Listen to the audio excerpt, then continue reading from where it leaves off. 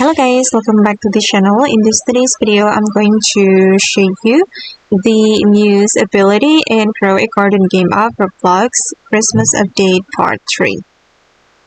Okay, let's get into it guys. Before I show you the ability of the Muse pet, I'm going to show you how you can get the Muse.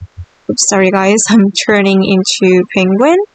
Okay, if you want to get the Muse, you need to earn the Winter Egg first. And you will have 15% chance or possibility to get this Muse. And I have already obtained the Muse. So I'm going to show you guys the ability of this pet. Okay, this is my Muse. Alright. And basically guys, it can increase the growth of the plants and also reduce the cooldown time. So it has two abilities. And the cooldown time of this pet is only 4 minutes.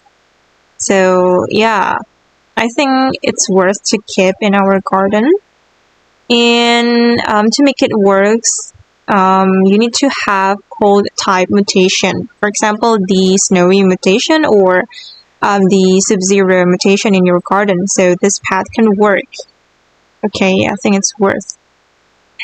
And okay guys, that's all about the Muse pet ability in Grow a Garden game of Roblox Christmas Update Part 3.